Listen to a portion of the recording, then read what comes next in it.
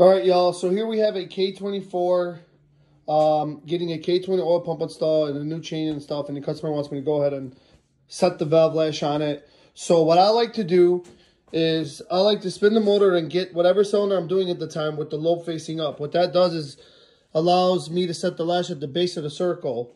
Honda manual has like a way where you could turn it every 90 degrees or whatever and do it that way. I've been doing it this way my whole life. I love doing it this way. I feel like it's more perfected in my opinion. So I like to face the lobes up and basically feel them. So there's a little bit of lash where I see that. And then now I got to check where they're at right now. So I'll just take my feeler gauge here. Let me open it up. This is an 8 thou. And you want to stick it between the valve tip and the rocker. So right there, I could slide an 8 in and I don't really have any drag. I could it's kind of loose. So you kind of want to feel for that drag. So this goes in there pretty easy. Let's try 10. 10 kind of goes in there too, and I can slide it without any drag. This one is a tiny bit of drag, so this one's probably at 10. This one's a little loose. This one's probably at 11 or 12, so let's jump. So we're going from 8 to 10. Let me try 12. Let's 12 over here. 12 fits really tight, and I could actually, I can feel some drag, but it's pretty tight. So that's probably at 11. All right, so I'm going to do this cylinder here. It's about 11. I want it at 10. So 2 ways to do it. We have this tool here that is kind of like the OEM tool. This is aftermarket from somebody else, but this is like the copy of it. So you just basically, you can kind of loosen it here like this. You can crack that loose, and then you have this little window here. So you can move the adjuster. So you'll basically, I'll put this in here.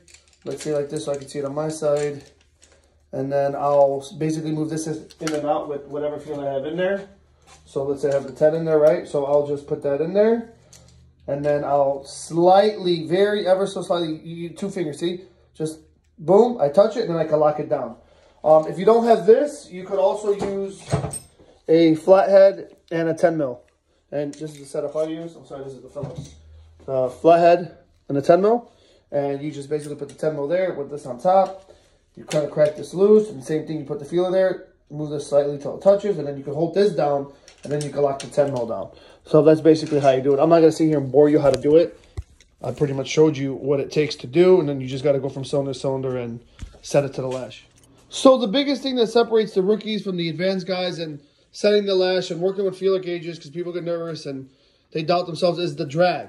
So, I mean, you got to think about it. If I put this in here, you know, and I can feel a slight drag in and out like this, then I know that's the size. Like, I know that it's 10 thou because that's what fits in there, and I can feel drag. Now, if I put like a 9 and it's loose and I can come in and out, it's obviously a little bit bigger. And let's say I have a 12 here, and I can't fit the 12 in there. Well, obviously it's not a 12 then, you know, like you can't force it. Like, you know, this 12 won't fit in. Like, I'll have to force it. So I got the lash all set. I got an 8 and a 10 here. So intake for 8.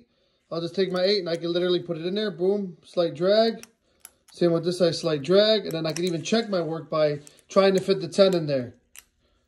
Doesn't fit.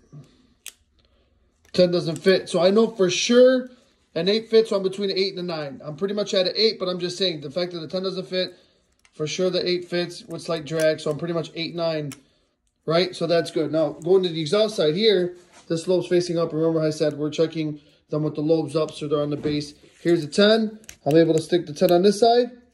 Go in, slight drag, going in and out. You can even feel the drag. Boom, so that's at 10.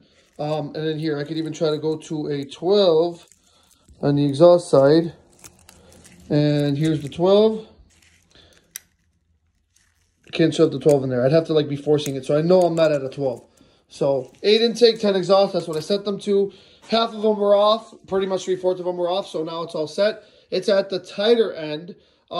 Stock for intake is 8 to 10 inches, and then the exhaust is 10 to 13. So I like to aim at the smaller side, so 8 here, then 10 here. I like to keep it tight because over time they loosen up. But yeah, hope this helps. If you're not understanding it this far, why the lobes are up and how to feel the slight drag and set it, don't do this. Take it to a professional. This is for people who have somewhat of an idea and then just need that little extra guidance over the edge that I'm providing here, and hopefully to help them over. But if you are confused with all this and don't understand any of it, try watching the video again. Try watching other videos. If not, take it to a professional. You don't want to screw this up. If the lash is too tight and you're not setting it right, it's going to hold the valve open and you're going to have issues with lower compression in that cylinder, possibly the valve hitting it. And if it's too loose, you're going to lose power and it's just going to be really, really noisy.